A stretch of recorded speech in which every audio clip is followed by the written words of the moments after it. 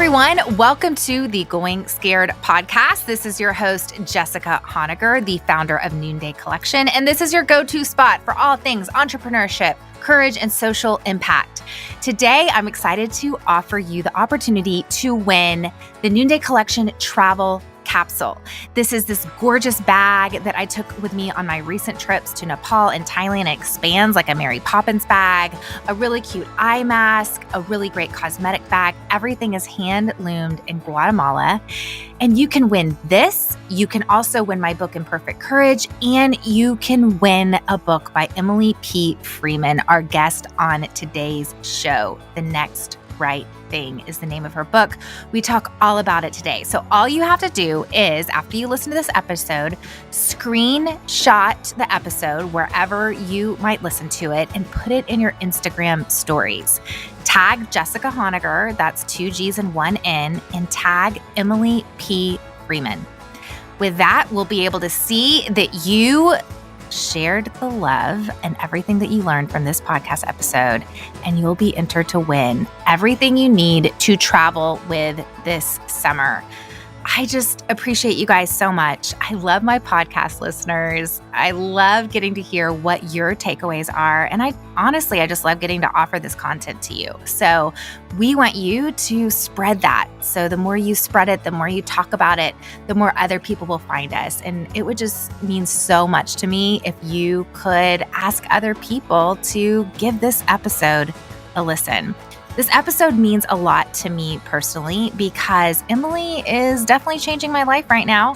Her podcast, The Next Right Thing, and her book, The Next Right Thing, they offer simple, soulful practices for making life decisions. And when I say simple and soulful, I mean it. Emily is so good about just decluttering our souls, helping us to get into a posture of listening, and then practicing really intentional living. I love the conversation that we have today, and I can't wait for you to give it a listen.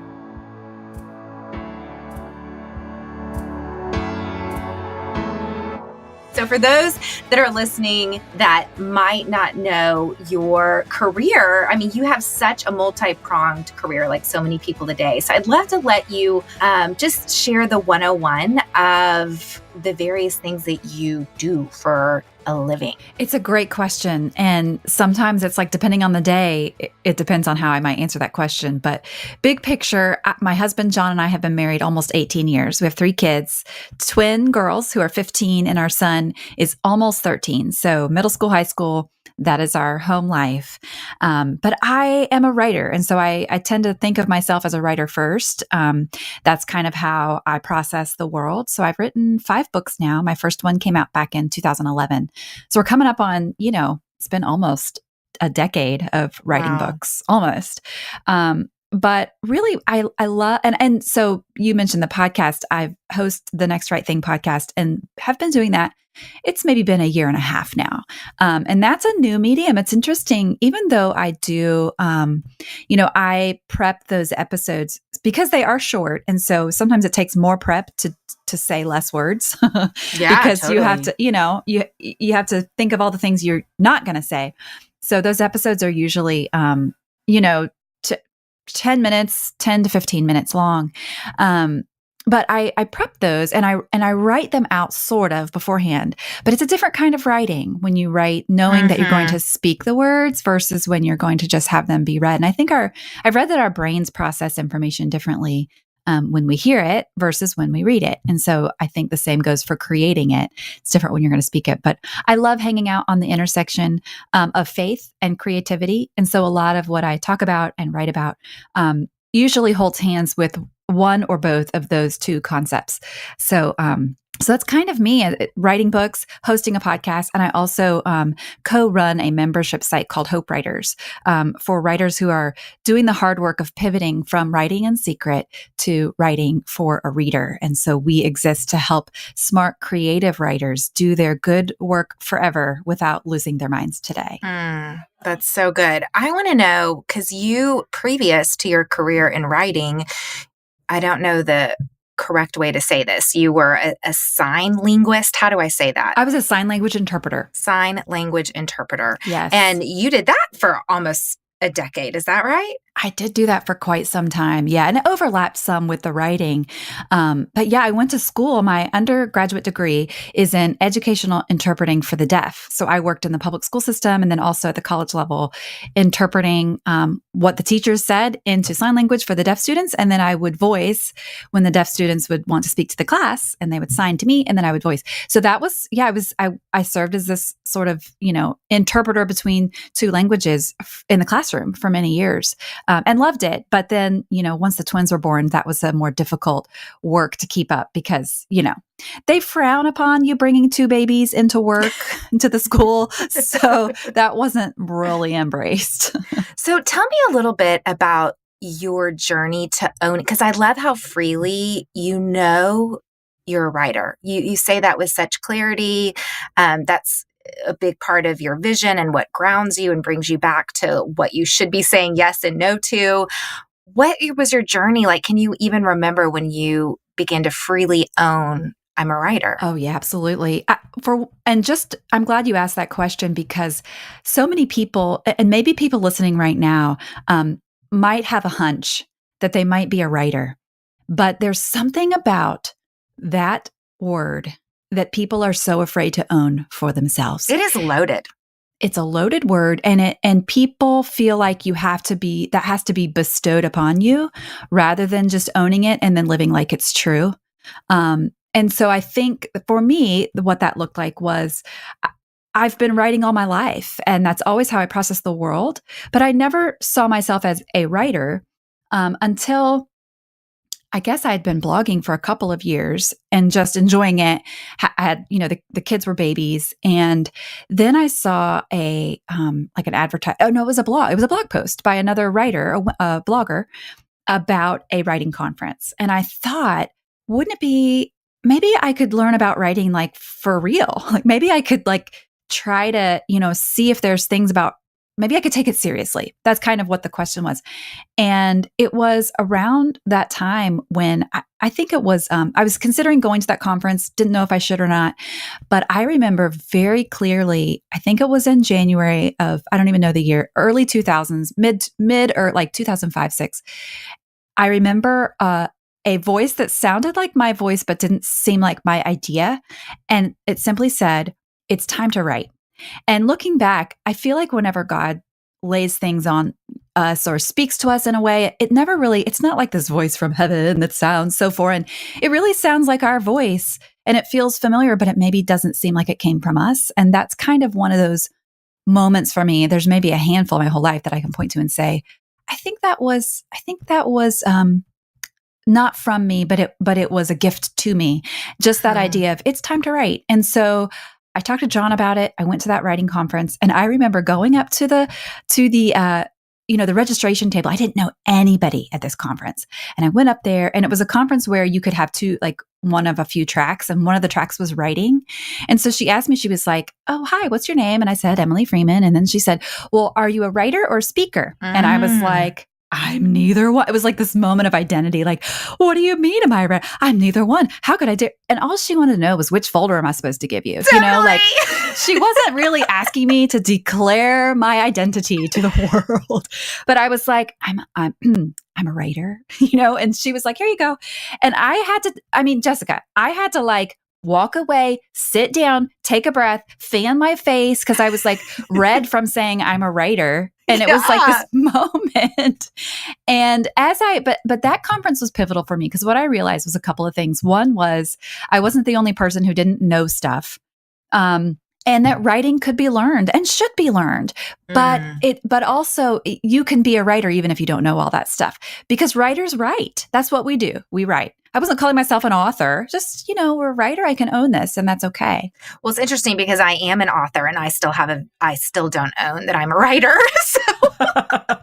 Well, and it's funny because some people don't care about that. Like my sister, for example, she's written 2 books, but I don't know that she even calls herself a writer. For her, she writes about home stuff, Right. like helping women in their homes. And that's the thing that's valuable. I think where she used to struggle, not anymore so much, but she used to wonder, can I call myself a designer because I didn't go to designer school or I don't have a badge. It's like the thing that we most value is Right. often the thing that's the most difficult to own. And that makes a lot of sense.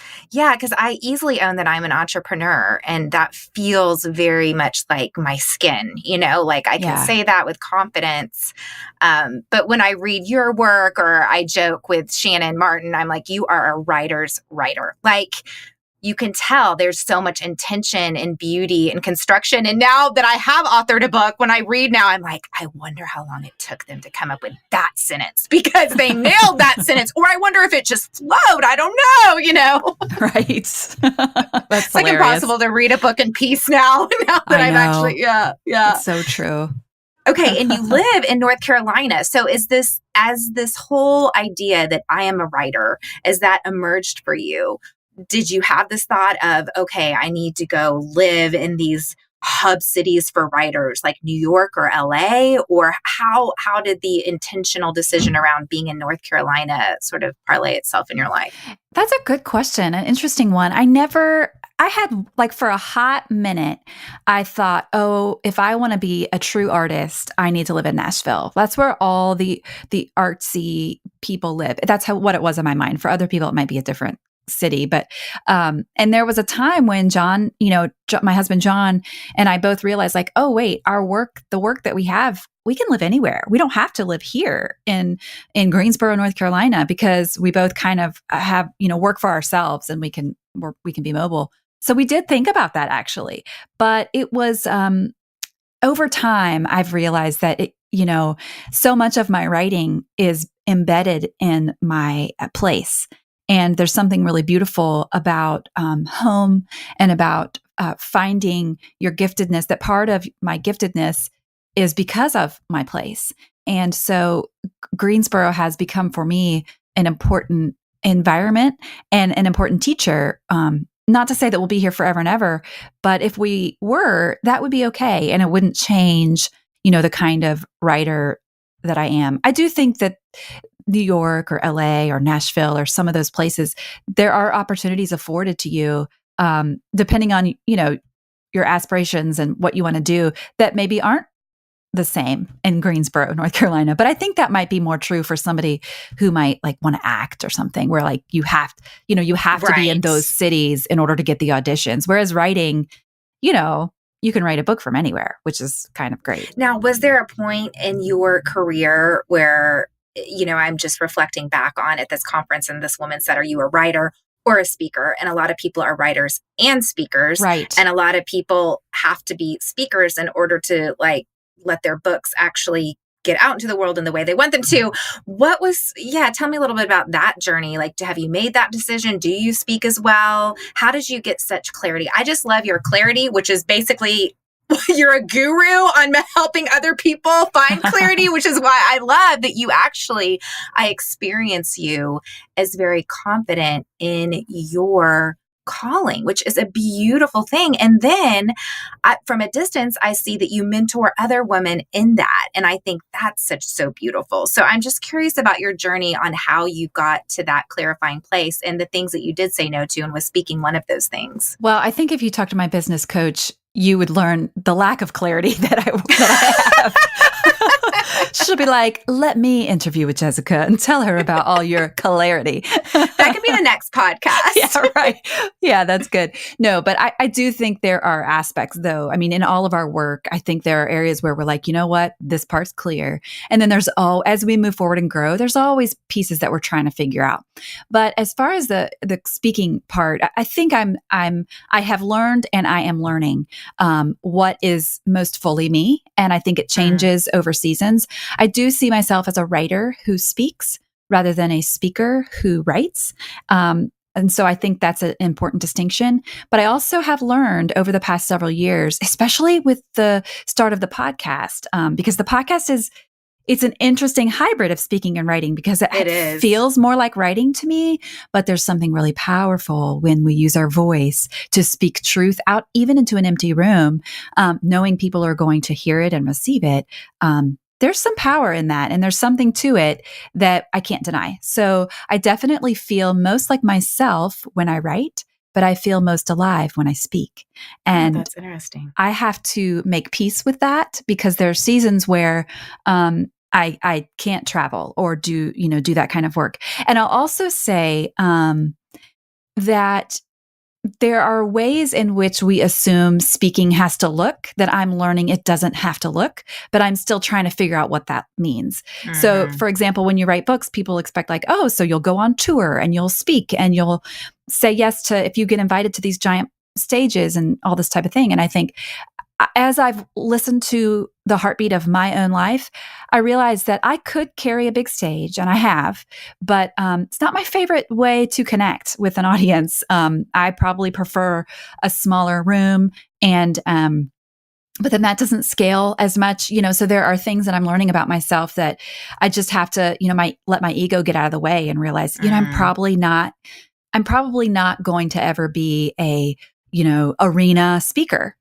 And that's okay. And that's just probably not, that doesn't necessarily make me feel most fully like myself. But when I can connect with people and see their faces, that I feel like that seems more like me. But I think that that's seasonal too. And we have to pay attention to some of that stuff and not just say yes to stuff because like that's quote unquote what you do. I think we get to decide what we do to the extent that, we're able and is financially viable and good for our family and all the things like that. Wow, your voice was made for radio. You have like the best voice. I mean, it works with your brand, Emily, like your calm, slightly Southern drawl. It's like, it all works. It all works. It all works. That's funny. Okay, so the reason I think that I just jumped on to your podcast and your book is because in the years that I did spend in therapy, I actually went into therapy a little bit more around body image and food and wanting to learn how to intuitively eat and approach myself from a more gentle way. And out of all those years in therapy, one of the biggest concepts I walked away with was one day when my therapist says, because I think a lot of people that struggle with disordered eating, it is around perfectionism. And so it's this idea that like, I screwed up yesterday and now I need to not eat anything tomorrow, or, the diet starts Monday, so I'm going to do whatever I want this weekend. And I remember she just said to me in one of our sessions, do the next right thing for your body. Like when you leave the session, what is the next right thing? And I thought, wow, that's a really powerful concept that was very sticky for me. And then lo and behold, that is really what your podcast and your most current release, The Next Right Thing, a simple, soulful practice for making life decisions, your latest book, is all about. So tell us a little bit about your journey to arriving to this concept and why it has been so sticky for you as well. That phrase, I mean, the way you describe that with your therapist is, I think whenever we hear that phrase for the first time or at a pivotal time, it stays with us. And for me, that was in college when I was a commuter student at the college where I ended up graduating from. I had to find a parking space really early because commuter students, it's like they sold more parking spaces than they actually had. So we had to fight for a space. So I would get to school really early and then I would have to park and wait. And this was before podcasts, before cell phone. I didn't have a cell phone. It was just, so I would listen to the radio, and there was a radio show called Gateway to Joy. And it was a 15-minute show. Author Elizabeth Elliot hosted it. And on that show, she would always start the show with, in her like deep alto voice, and she would say, "You are loved with an everlasting love, and underneath are the everlasting arms." And I remember that phrase and it stuck with me. And then another thing she said often was she quoted a poem. She credited it to anonymous, I think a lot of times, or she saw it somewhere, but she didn't know who wrote it. But later I found the author. It was a woman named Minnie Paul.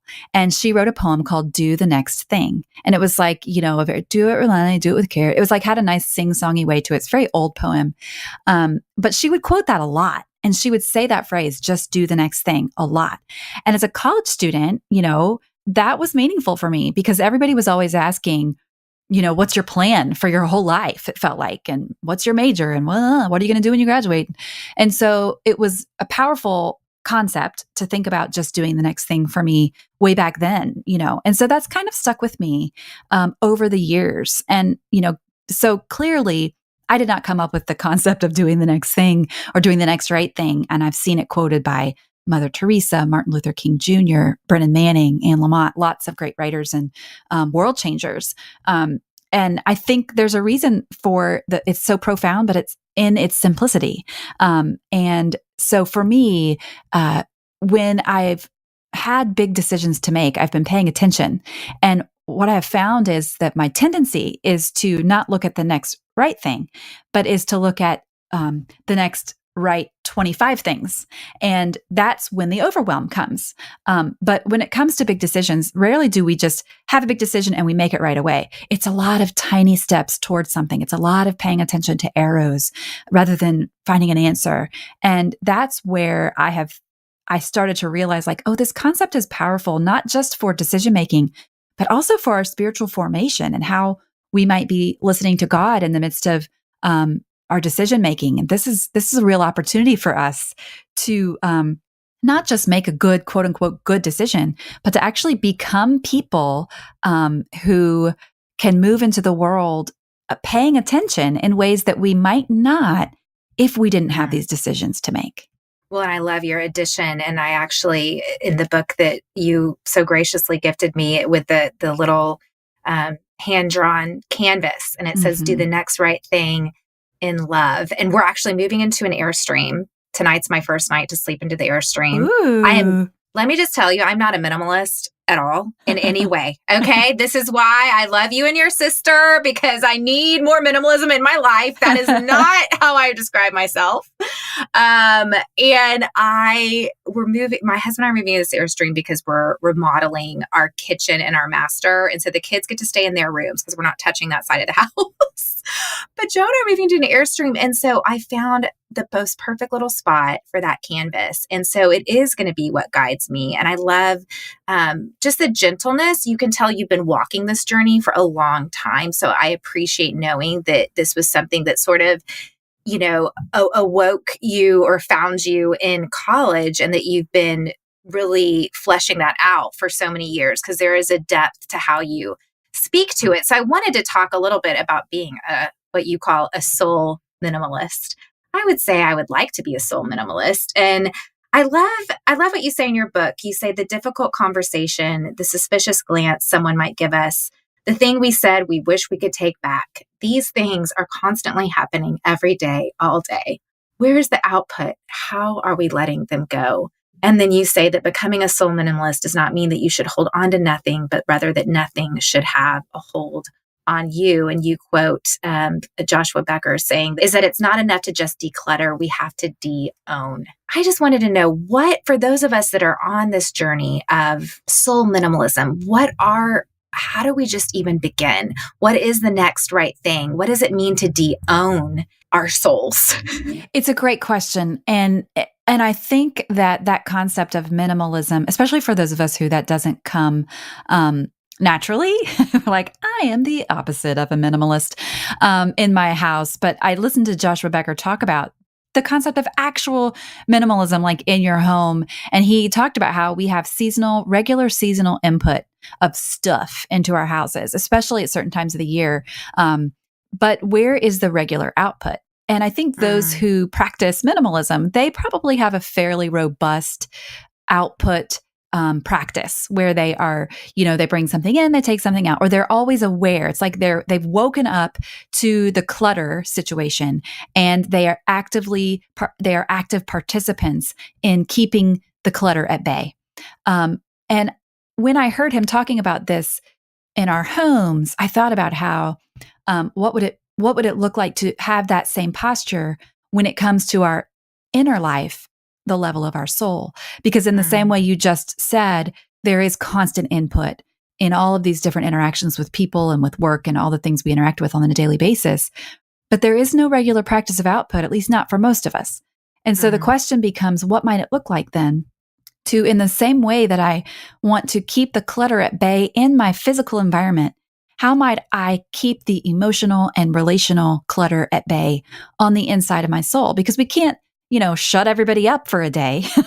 We can't, keep the input from coming in. But what we can do is, once it's in, we can practice releasing it. And for me, in my experience, decluttering in my soul is the same as can look like stillness and silence and solitude. So I think stillness is to my soul as decluttering is to my home. And there's something that's very simple about that, but it's also not easy. It's simple, but not easy.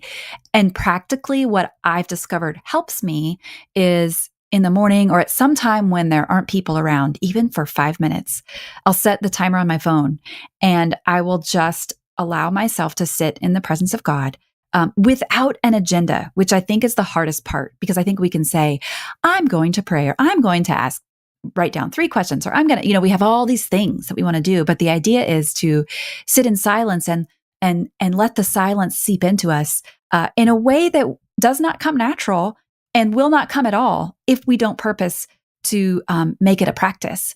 And at the end of those 5 minutes, when the timer goes off, let me tell you that rarely do I have an answer to anything.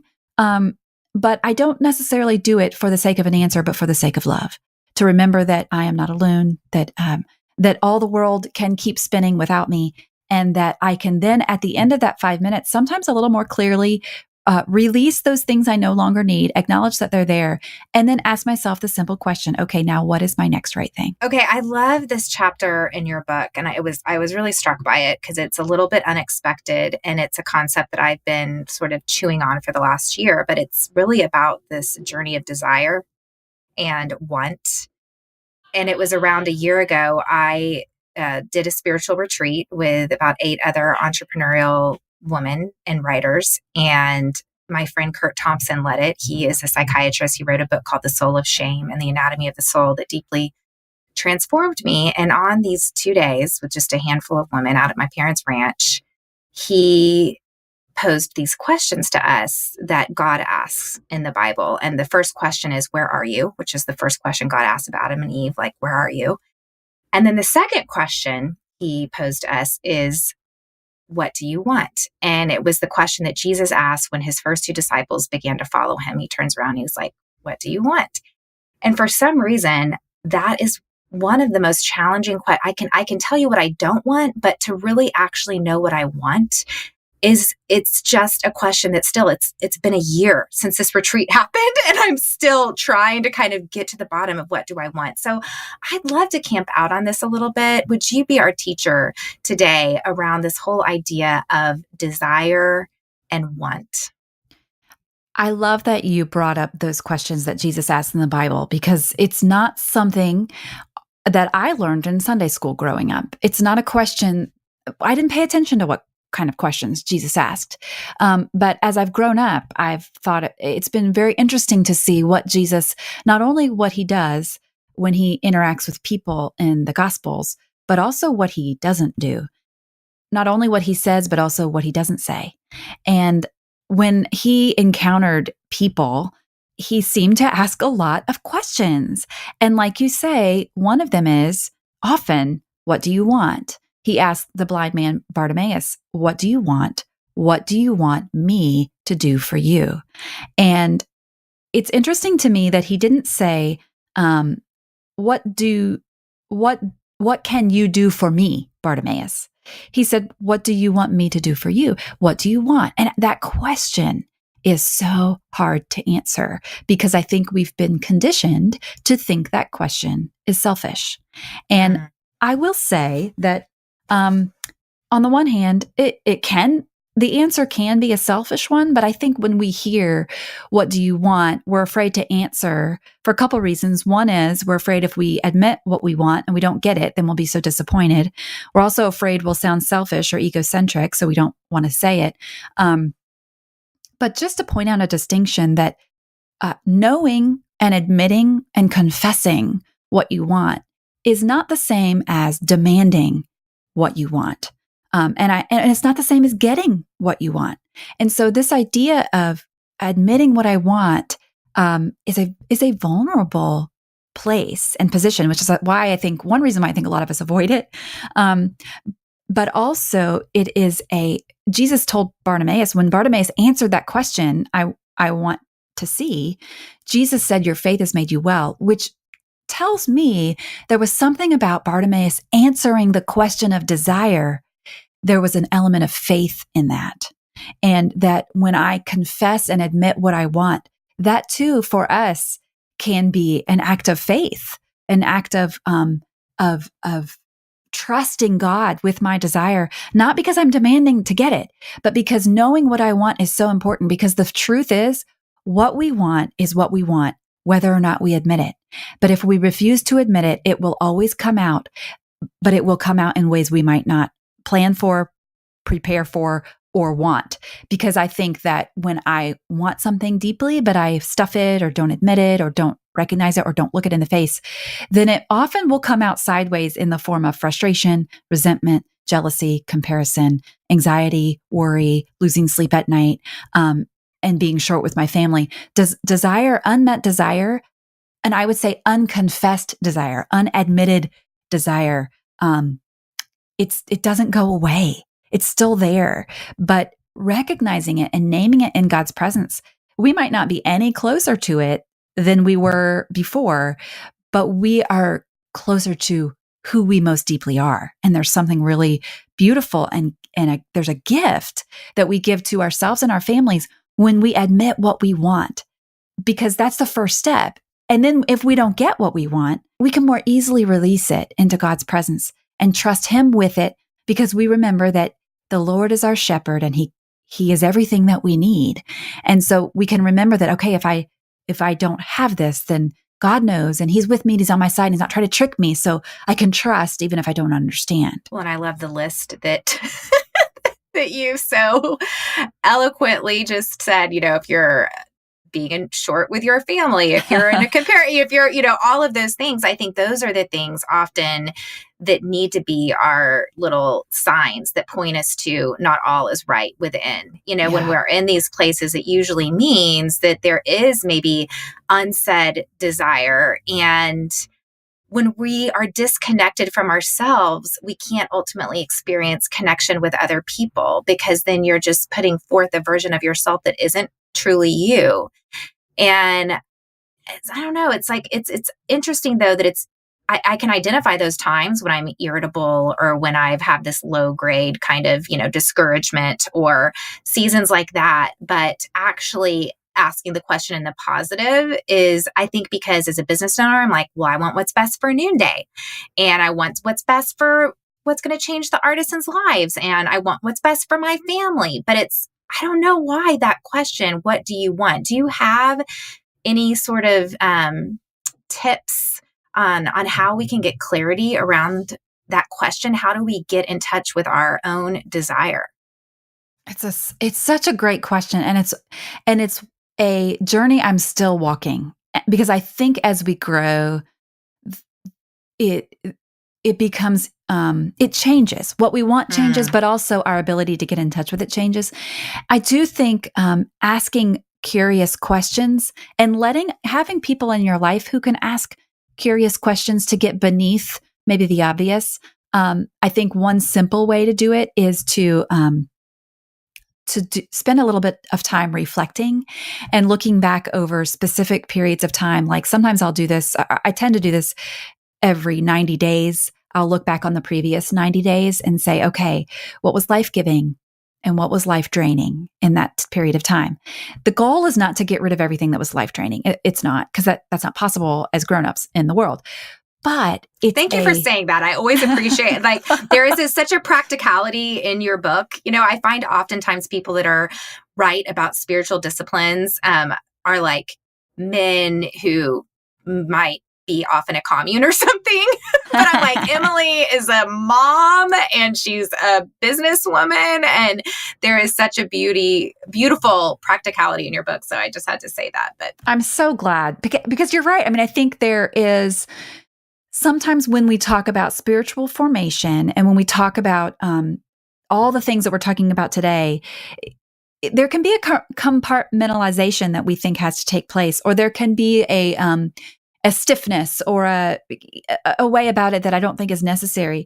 But I think that question of desire and framing it in the form of, well, just when I look at my life in the last period of time, different aspects of life, work, home, things I enjoy, things I did enjoy. What was it that brought life? What was it that drew me close to God? And what are the things that pushed me away from God? What are the things that felt life draining? Now, obviously, we can't avoid them all, but I guarantee you, when you spend a little time in reflection, you'll discover some things on your life draining list that you can't eliminate. And you forgot that you could eliminate them. Because so many times I we go through life because of this whole concept of decision fatigue. Like we make so many decisions every day that to zoom out and make some decisions upon reflection, that's already passed. Why would we look back? We got to move forward. We got stuff to do. But if you just put it on your calendar and give yourself some time to reflect, then you can take some time to say, okay, the last 90 days, these things drained life out of me. I'm going to make it so that as many of them as I can that are practical, that we can change the way we do things in order so that those things maybe aren't so life draining in the end, on my family, on our time, in our schedule, and things like that. And I think that can be one step towards accessing desire in different areas of life. And for me, it helps to ask that question regularly, to make the list, to actually write it down. There's something that we think, oh, I'll just do this in my head. No, write it down. Just take 15 minutes and write it down, because a month from now, 6 months from now, a year from now, you might look back at that list and see things have changed a lot because you've been intentional about moving towards those things that are life-giving, and maybe as much as you are able, away from some of the life-draining stuff. I love that. And we can all do that. We can all sit and reflect back on our last, even 30 days to say what brought me life, what drained. And that does feel a little bit more concrete than this whole concept of like, what do I want? I know. It's such a hard question. But that's such a powerful exercise. I participated with a group of CEOs of direct sales companies a few months ago. We had a CEO summit, and the facilitator of the retreat was really talking about learning, like how we learn.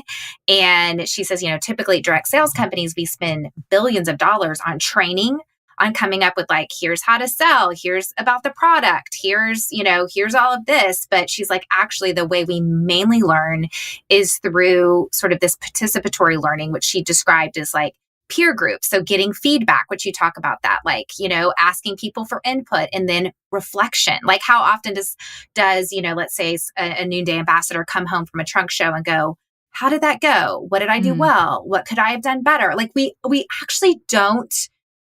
It's like doing little surveys on ourselves, and we don't take the time to reflect, even though reflection is it is such a powerful activity. Yeah, we don't live in a culture that places a high value on reflection. We live in a culture that places a high value on forward movement. Yes. And reflection feels like going backwards when really it's not. It can. Reflection, it can inform our future if we let it. But we're not taught that. We have to learn that kind of on our own, and sometimes the hard way. It's true.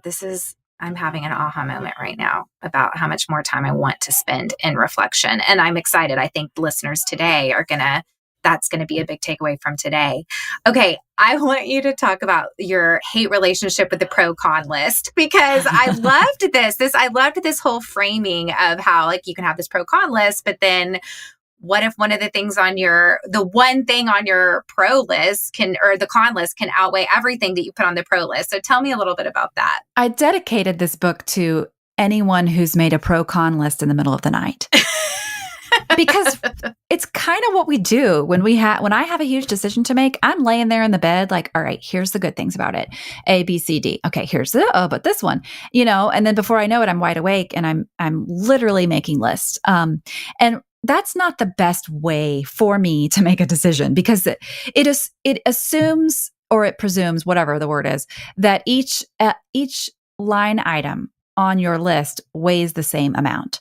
And while that can be a helpful, even a useful fact gathering tool, I don't know very many people who, except for Rory Gilmore on Gilmore Girls when she was deciding which college to go to, I don't know very many like real life people who have made an informed, nuanced life decision based off of the results of a pro-con list. But I still make them. I mean, when I feel like, and I usually make those when I'm faced with a decision that has a deadline, I don't know what else to do. I'm making a list because it feels productive and it feels like I'm doing something. But that life energy list of asking myself 2 questions, what is life giving? What is life draining? If I am in a regular practice of doing that, not necessarily just when I have a decision to make, but a regular practice of life, that's part of my rhythm of life, is asking myself those questions about the life I'm living. That can be a great alternative to that last minute sort of frenetic pro-con list habit, because now I have a list of things in life that are life-giving and life-draining. That's a running list that's regular, and that I can look to that actually reflects my actual life, not an imaginary thing that I'm deciding whether or not to do. And so I think that life energy list, was it life draining? Was it life giving? That can help inform for when we do have a decision to make. We can remember we're more, it's like we become well versed in our own life, and we become a little bit more self-aware of what things feel like me, of where I feel gifted, where I feel called. Now, obviously, again, that's not lots of life decisions are not about calling, not necessarily about gifting. They're just like, there's stuff we got to do and got to decide. But don't discount that the where the life is and where the energy is. I think there's a lot to be said there, and that can be a great alternative to sort of the knee jerk, okay, I got to make a quick pro-con list because that's going to help me. I mean, it could help a little, but I don't know that it's ever the deciding factor. Right. And you're right. It just gives us a sense of control. And we think if we can know something enough, then we can control it, which you talk about that in your book as well. So it's just another way that we're grasping for control, basically, is what we do as humans, grasp for control. That's so true. Oh my goodness. Okay. So I want to do a whole nother episode on this, but we don't even have time, but like the Enneagram and decision making, because I'm a 7 on the Enneagram, which means I love optionality. And I, in particular, feel like decisions can be draining for me. And I'm in a position at my job that requires so much decision making. But I'm just curious about you said that your life coach would describe, your business coach would describe you a little differently as I was describing you. Tell us a little bit about you. How would your business coach describe you, and how did you sort of become this sort of ninja or guru who's leading us in how to make decisions? Where does that come from in your own life? Well, I think we all approach our decisions probably from one of 3 areas. You mentioned the Enneagram, and I think there are, there's those of us who are heart-centered, head-centered, and gut-centered, and I am in the heart space. And so when I move through the world heart first, feelings first. And that doesn't mean I like cry my way through the world. All it means, though, for me is when it comes to a decision, I tend to feel it first. And I can't always describe why the feeling is the way it is, or but if a decision comes across my plate and I'm aware of a feeling first. And that doesn't mean that I make my decision based off of that only, but I think it is something to pay attention to.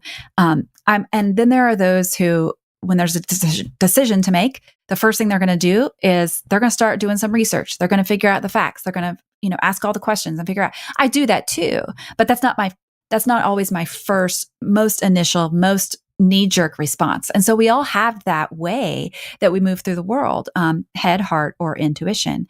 I think I'm learning how to honor that feeling space, that heart space, but not without dishonoring or forgetting that I am a whole person, and that though I lead with my heart, I still have a head and an intuition I can trust. And learning how to integrate those, because the Enneagram is a starting point, but it's not a place to finish. It shows us who we are, but also who we're not, and it can help us know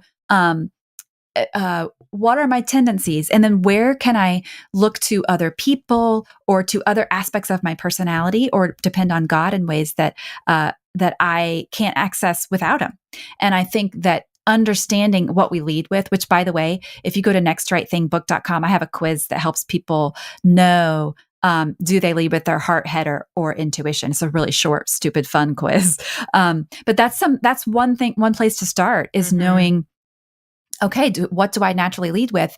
And then knowing that your most soulful decisions are going to come when you're able to integrate those 3 spaces. And that's the journey. That's the learning that I feel like I'm on. And so, speaking of my business coach, I don't know how she described me, but I do feel like I'm constantly saying to her, all right, this was said in this meeting, and I feel a certain kind of way about it, and I don't know why, but here's all the things I think it might be. And I'm rambling, and she kind of helps me find the through line of where she helps me discover, where are these feelings telling us the truth, And though they might not always bring us the facts, they do tell us something that's true. And that's important to find what that is. And I always feel such a sense of freedom and release when I can name, there's something in decision making, when we can name the thing that we're feeling, or the fear that we have, or the hunch that we have. When you can finally name it, there's a lot of power there. And often that's all we need to move on to the next right thing. I'm going straight away to go take that quiz. I think it's so interesting how we all approach decision making from a different attitude, whether it's from our head, our heart, our gut. And Emily is just really, really such a good mentor and coach on helping us all to know how to make those very next moves. If you have trouble making decisions because of either chronic hesitation you've always lived with or more recent onset of decision fatigue, this book offers a fresh way of practicing familiar but often forgotten advice. Simply do the next right thing. I can't wait to hear what you are going to share about this episode today. If you missed the first part, if you go on and take a screenshot of this episode and share it in your Insta stories and tag Jessica Honegger, 2 G's, 1 N, and you tag Emily P. Freeman, you'll be entered to win the entire travel capsule, my Noonday collection that's all handmade in Guatemala, along with my book, Imperfect Courage, and along with a book that we talked about today, The Next Right Thing. You spreading the word about the podcast is how word gets out. We don't have any advertising on this podcast. We are not paying for any placement anywhere. It really is a word of mouth movement. So I would so appreciate if you shared this episode today. Can't wait to see you again next week. Today's show was produced by Eddie Kolfoltz, and the music from today's show is by my friend Ellie Holcomb. Until next time, let's take each other by the hand and keep going scared.